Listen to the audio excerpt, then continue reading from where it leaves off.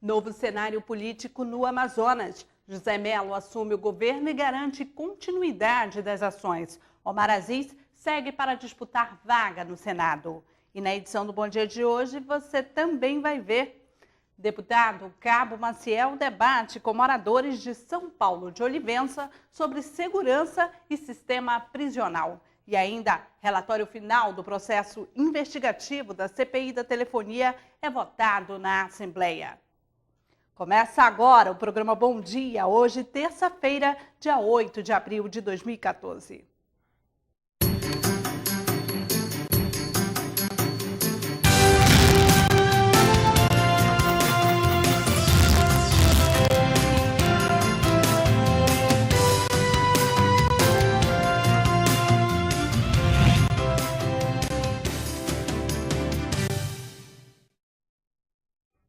Olá, bom dia para você que acompanha ao vivo a programação da TV Assembleia. Há 6 meses das eleições, o Amazonas já tem novo cenário político. Omar Aziz deixou o cargo de governador do estado para concorrer ao Senado. E José Mello, que também deve ser candidato à reeleição, assumiu a vaga no Executivo, garantindo continuidade nas ações. O presidente da Assembleia, deputado Josué Neto, abriu a sessão solene no Teatro Amazonas. Teatro Amazonas lotado. Esse foi o local escolhido para a cerimônia de posse do novo governador do estado. Omar Aziz entregou o cargo ao vice José Mello, repetindo a mesma situação de 4 anos atrás, quando recebeu de Eduardo Braga a função de chefe do Poder Executivo. A sessão solene ficou por conta da Assembleia Legislativa. O presidente, deputado Josué Neto, ressaltou a função da casa na posse dos governantes como ato constitucional. Esse ato solene é principalmente um ato constitucional, um respeito à Constituição brasileira, às regras eleitorais, e eu tenho certeza que nós hoje estamos aqui representando o Poder Legislativo para que, entendendo que existe uma nova etapa a ser cumprida. Josué Neto falou também da gestão de Omar e da expectativa para os próximos 9 meses do governo de José Mello.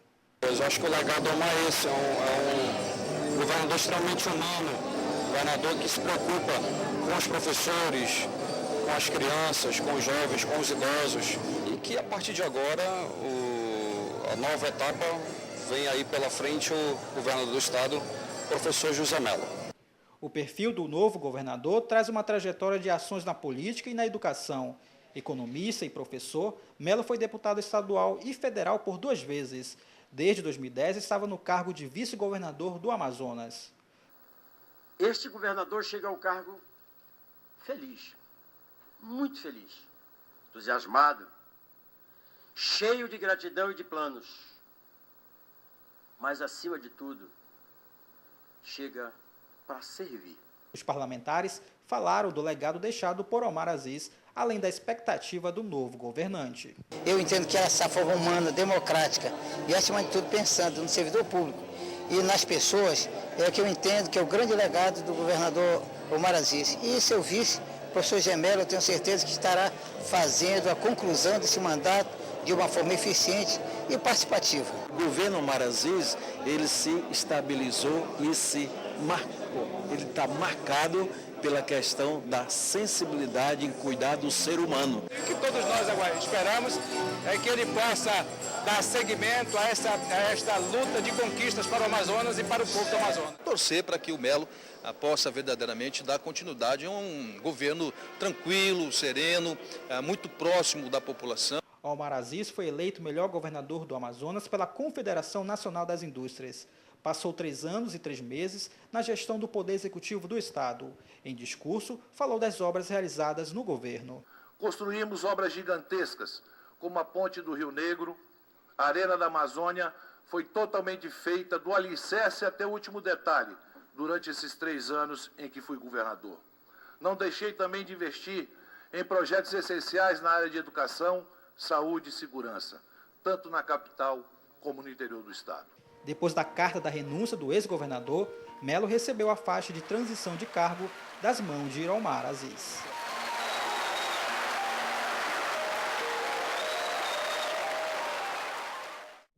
Após a posse como governador do estado, José Mello destacou as perspectivas para os próximos meses. Falou da permanência do secretariado e das articulações para prorrogar a Zona Franca de Manaus. Omar Aziz disse que deixa o cargo com a sensação de dever cumprido. Em 2010, o então governador Eduardo Braga renunciou ao mandato para concorrer a uma vaga no Senado Federal e entregou o governo do Amazonas para Omar Aziz. Há pelo menos 4 anos a história se repete. Desta vez foi Omar quem passou o cargo ao vice-governador José Mello no último dia 4 de abril em uma sessão solene realizada no Teatro Amazonas pelo Poder Legislativo para também tentar uma cadeira no Senado nas eleições deste ano. Ao deixar o cargo, Omar falou sobre os trabalhos que ainda precisam ser cumpridos, como a cidade universitária e a busca de alternativas econômicas para o interior. Nós precisamos cada vez mais trabalhar, principalmente para dar independência econômica do interior do Amazonas. É uma coisa que não vai ser feita do dia para a noite. Por isso que o objetivo de construir a cidade universitária é que lá a gente tenha um grande núcleo pensante que desenvolva conhecimento para levar para o interior do Amazonas. Em entrevista coletiva, o governador José Mello garantiu que, além de dar continuidade às obras deixadas pela gestão de Omar, avaliadas em aproximadamente 4 bilhões na capital e no interior, descartou mudanças no secretariado do governo do estado. Eles apresentaram ao Omar, né? Os que saíram até agora foi de moto própria, né? Por vontade própria. Vou lutar com todas as forças para dar continuidade a tudo isso. Vou continuar com a parceria com a prefeitura, com toda certeza. Vou continuar com as parcerias com as prefeituras, com toda certeza. Vou continuar a construção das escolas de tempo integral, com toda certeza. Vou destinar recursos para continuar a construção da cidade universitária, que é um instrumento que vai ser capaz de transformar esse estado no futuro.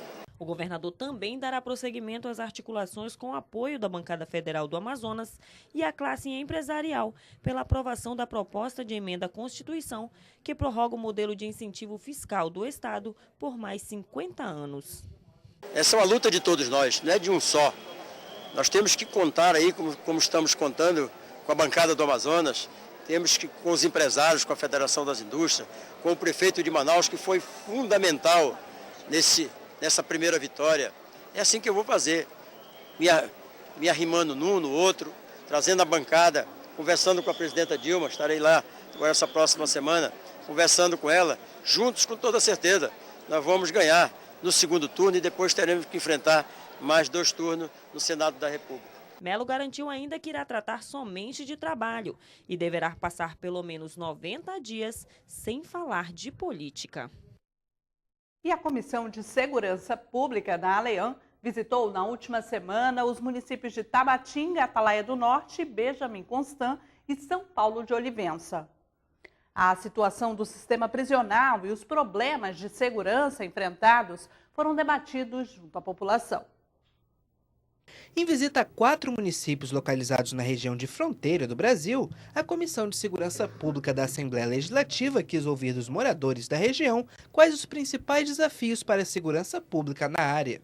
Nós fizemos visitas no sistema prisional e na Polícia Militar e na Polícia Civil em Tabatinga, fizemos visita em Atalaia do Norte e fizemos visita no município de Benjamin Constant. E fizemos uma audiência pública em São Paulo, que as denúncias eram muito grandes.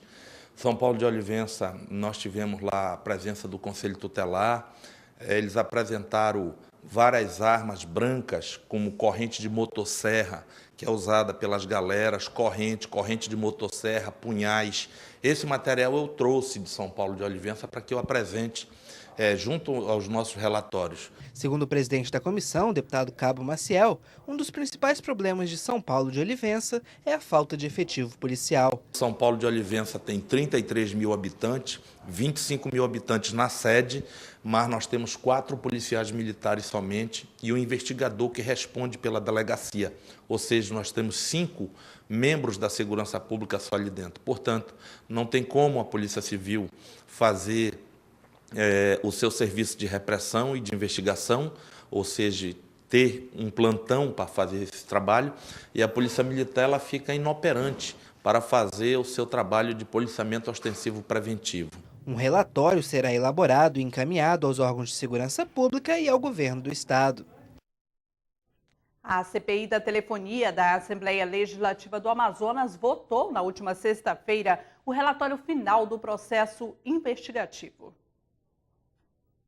O relatório final da CPI da telefonia foi concluído com base nas informações coletadas dos moradores e representantes de 22 municípios do Amazonas e poderá culminar com o indiciamento do presidente nacional da Agência de Comunicação, Anatel, por omissão. Nós vamos solicitar, por omissão, o indiciamento do presidente nacional da Agência Nacional de Telecomunicações. É ponto pacífico de todos os integrantes da CPI que houve, por parte da agência reguladora, uma grande omissão com relação ao não acompanhamento do crescimento das linhas telefônicas, da comercialização de novas linhas e de novos produtos. Nós tivemos, inclusive, aqui que dispensar o gerente regional do escritório da Anatel, porque ele nada sabia, nada podia contribuir, nada podia resolver. O relatório também propõe a criação de uma subcomissão, que deverá funcionar como um mecanismo de acompanhamento permanente dos TACs firmados com as operadoras. Nós vamos começar agora o cumprimento do termo de ajustamento de conduta. Nós vamos criar uma subcomissão exclusiva para acompanhar o TAC. O TAC elenca uma série de medidas que as empresas serão obrigadas a cumprir a curto, médio e longo prazo. A curto prazo, elas estão obrigadas a fazer um mutirão de atendimento, vão divulgar isso nos veículos de comunicação do Estado, haverão de criar novos canais para que o consumidor tenha o acesso facilitado, haverão de melhorar a qualidade do serviço, está impresso nesse termo de ajustamento de conduta, fazer inclusive a substituição do seu equipamento técnico, que em muitos casos já é um equipamento ultrapassado, pela utilização de novas tecnologias. Enfim, nós vamos acompanhar esse termo de ajustamento de conduta e eu não tenho dúvida alguma de que o Amazonas apresentou um grande resultado. O relator da telefonia fixa, deputado Sidney Leite, apontou os principais benefícios que a realização da CPI trouxe ao Estado. O principal ganho da CPI é que a população passou a ter informação. Coisas que nós, principalmente no que tange a telefonia fixa, como por exemplo, a obrigatoriedade de instalação de telefone nas comunidades com 100 habitantes, com 300 habitantes de disponibilizar a telefonia nas residências e de garantir telefone, que aqui a nossa realidade é a realidade da Amazônia, aonde tem escola, comunidade indígena, aonde tem um batalhão do Exército, que na nossa fronteira tem inúmeros, e como também acesso à informação para que, aonde o telefone não está funcionando, seja na área urbana ou rural, de ter canais para que a população possa reclamar e as empresas tenham um prazo de 5 dias para regularizar. O deputado Marcelo Ramos, que responde pela relatoria de internet geral da CPI, afirmou que muitos problemas ainda precisam ser resolvidos. Nós ainda temos muitos problemas, nós não somos vendedores de ilusão, até porque essas coisas que dependem de infraestrutura não se resolvem num passe de mágica. Mas eu acho que nós estamos avançando e precisamos imediatamente criar a subcomissão para que possamos acompanhar a execução das obrigações estabelecidas nos TACs. E, no caso de descumprimento dessas obrigações, indiciar as empresas pedindo providência criminal em relação a elas por crime contra a economia popular. Na relatoria móvel, o deputado Adjuto Afonso afirmou que a conclusão da CPI servirá para forçar que as operadoras possam prestar um serviço de qualidade ao Estado. A CPI foi importante, porque fez com que as operadoras assinassem esse TAC e que a gente possa, a partir de agora, ter o acompanhamento. Acho que a Anatel deve ser indiciada, sim, pelo Ministério Público Federal, porque por omissão, acho que a Anatel tem por obrigação acompanhar as operadoras, não fez isso. Agora, as operadoras, ao assinar o TAC, elas estão se prontificando a cumprir esses acordos. O relatório deverá ser apresentado na terça-feira na Assembleia e aprovado pelo plenário. Vamos agora ver a previsão do tempo para hoje.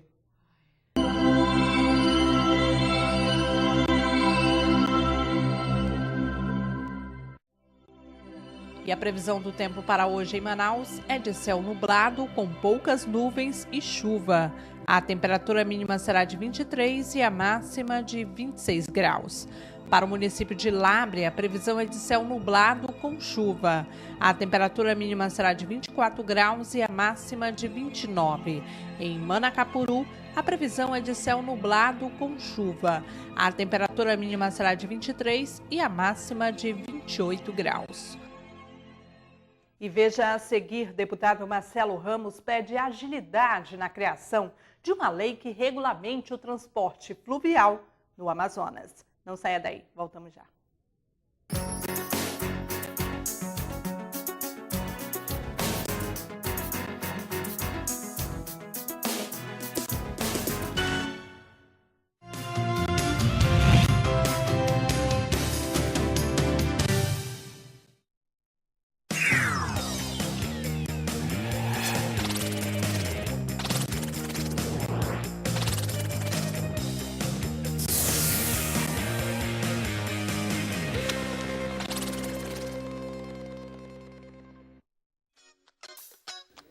A Comissão de Assuntos Municipais é formada pelo presidente, deputado Tony Medeiros, vice-presidente, deputado Orlando Cidade e seus membros efetivos, os parlamentares Abdala Frache, Luiz Castro, Belarmino Lins, Cabo Maciel, Wilson Lisboa e Sidney Leite. Possui como atribuições políticas públicas, programas, projetos e matérias relativas à habitação, defesa civil e proteção em situações de risco, enchentes e vazantes, análise de condições dos serviços públicos, visando a redução de desigualdades sociais, desenvolvimento urbano, região metropolitana, aglomerações urbanas, microrregiões, redes e consórcios de municípios. Entre em contato pelo e-mail coman@alean.gov.br ou pelo telefone 3183-4549. Saiba mais sobre as comissões parlamentares de seu interesse e faça valer seus direitos como cidadão amazonense. Quer saber mais sobre o que está acontecendo na Assembleia Legislativa? Acompanhe seu deputado também pelo site, onde você encontra a agenda de eventos, notícias do parlamento e muito mais. Acesse www.ali.am.gov.br. Assembleia Legislativa, cuidando da nossa gente.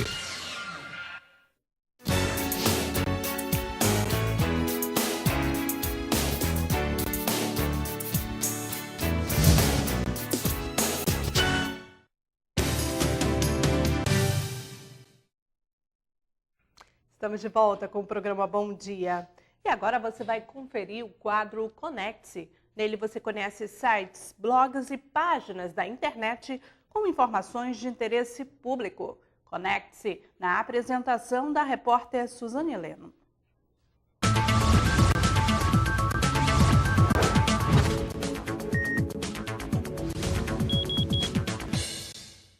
No programa de hoje, você vai conhecer o Instituto Alguém e a história de Ana Luísa e Júlia, que foram diagnosticadas com câncer e não resistiram à doença. Hoje, as famílias dessas duas crianças se uniram para ajudar outras pessoas que passam pela mesma situação. Conecte-se!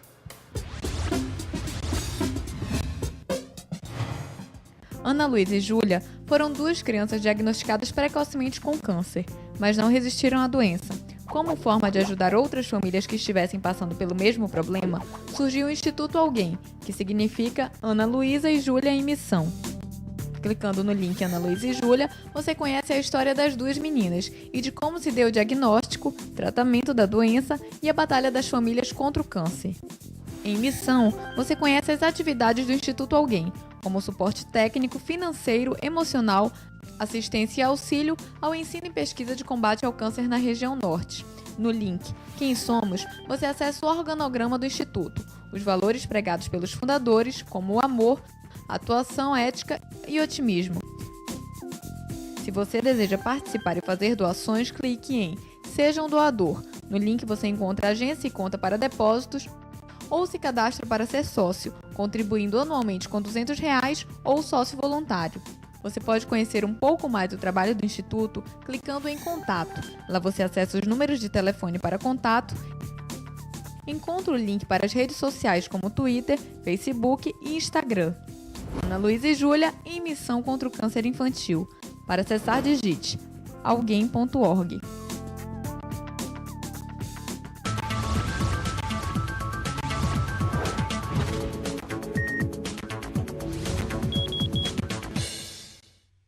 A audiência pública realizada na Assembleia Legislativa discutiu a regulamentação do transporte fluvial no estado do Amazonas. A criação de normas que versem sobre as embarcações que navegam pelos rios da região pode trazer benefícios tanto para os trabalhadores do segmento quanto para a população que se utiliza do modal. A autoria da reunião foi do presidente da Comissão de Trânsito, Transporte e Mobilidade Urbana da Casa, deputado Marcelo Ramos, do PSB. Os rios no estado do Amazonas funcionam como as estradas para o resto do país. Seja para o escoamento da produção ou para o transporte de passageiros, as embarcações são fundamentais para o desenvolvimento do estado. Mesmo com tamanha importância, o Amazonas ainda não possui uma lei que regulamente o transporte fluvial. A audiência pública no plenário Rui Araújo discutiu a atual situação dos aquaviários no estado. Segundo o deputado Marcelo Ramos, presidente da Comissão de Trânsito, Transporte e Mobilidade Urbana da Casa, o setor precisa da regulamentação por parte do Executivo e, por isso, pede a agilidade na criação destas regras. Ele destaca a importância da aprovação do projeto de lei. O transporte fluvial é o principal instrumento de deslocamento de pessoas e de deslocamento de cargas da capital para o interior do estado do Amazonas. E é lamentável que até hoje não exista regulamentação. A falta de regulamentação ela tem um impacto para o usuário, posto que o usuário não tem a garantia de cumprimento de horário, a garantia de regras de segurança, a garantia de rotina de viagens. E, por outro lado, também é ruim para o empresário, porque o empresário que não presta um serviço regulamentado tem dificuldade de conseguir crédito para investir no seu negócio. Portanto, é preciso que o governo do estado, que já tem uma minuta de projeto de lei tramitando na Casa Civil, encaminhe imediatamente esse projeto de lei para a Assembleia Legislativa para que a gente possa votar, regulamentar esse serviço e, com isso, garantir estabilidade para os que operam nessa área e, ao mesmo tempo, garantir um maior conforto e segurança para a população que precisa tanto dessa modalidade de transporte. O presidente da Associação Fluvial de Assistência Social da Orla e Porto de Manaus, Jaimar Saraiva, destacou que com a devida regulamentação do serviço, será possível reivindicar a isenção do ICMS do combustível destinado ao segmento. Com isso, o preço final de diversos produtos comercializados no interior do estado poderá ser reduzido. 7 aumentos abusivos do combustível do ano passado para cá. O preço da passagem lá em cima, e isso sai de quem? Do bolso de você, do usuário. Em contrapartida, tem também o transporte fluvial. Hoje, o que chega nas prateleiras do supermercado, você está pagando também o frete fluvial. Ou seja, a tua mercadoria sai muito mais caro devido à falta de apoio, à falta de atenção e cuidados e respeito com o povo ribeirinho, com o povo interiorano. A regulamentação deverá trazer diretrizes sobre critérios de navegação, preço de tarifas e database de reajustes. A segunda maior causa de pessoas com deficiência no país é ocasionada por acidentes de trânsito. Na Assembleia Legislativa, o presidente da Casa, deputado Josué Neto, anuncia a produção da campanha Pacto pela Vida, com o objetivo de reduzir os índices em Manaus.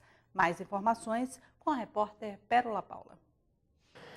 O presidente da Assembleia Legislativa, deputado Josué Neto, anunciou que as agências publicitárias ganhadoras da licitação para elaborar os comerciais institucionais da Casa também serão as responsáveis por produzir a campanha Pacto pela Vida, que tem como objetivo contribuir para a redução dos acidentes de trânsito no estado.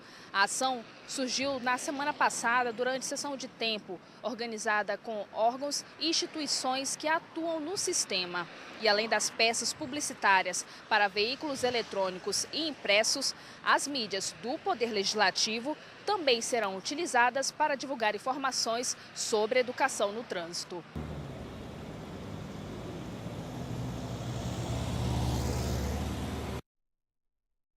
Outros governadores do país também deixaram os cargos para concorrer às eleições deste ano. Confira a troca-troca e o novo momento político do Brasil no Bancada Parlamentar com a jornalista Adriana Araújo.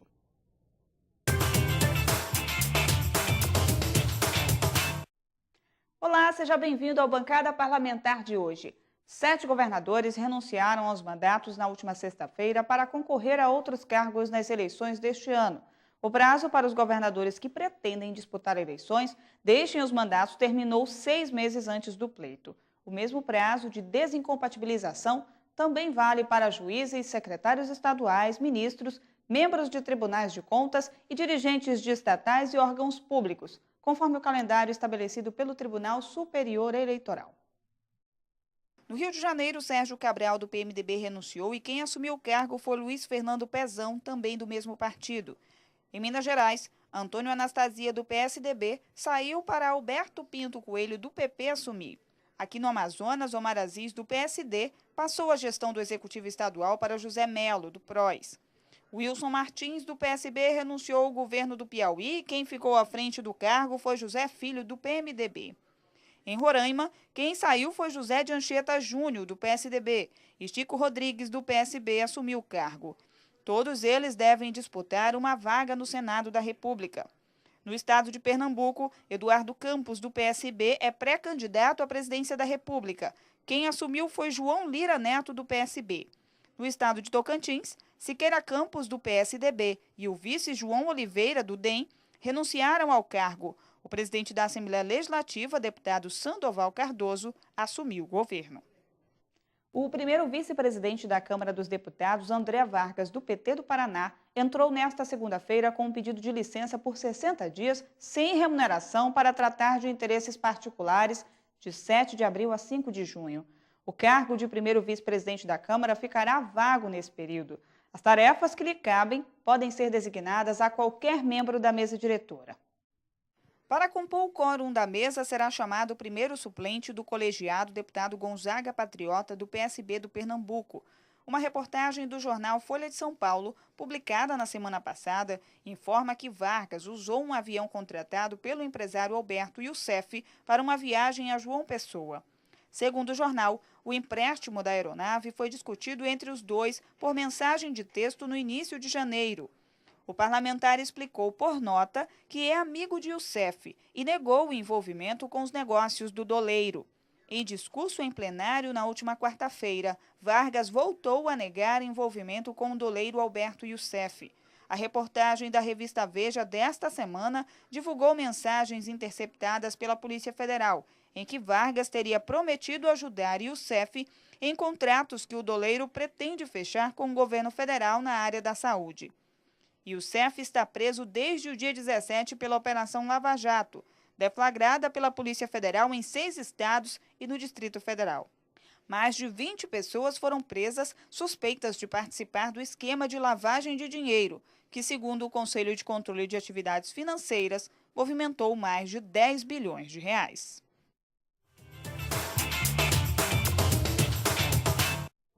E o programa Bom Dia de hoje termina aqui. Você que ficou conosco, muito obrigada pela sua audiência. Para conferir a reprise, acesse o canal Aleano no YouTube. Uma ótima terça-feira para você e até amanhã no próximo programa. Tchau, tchau.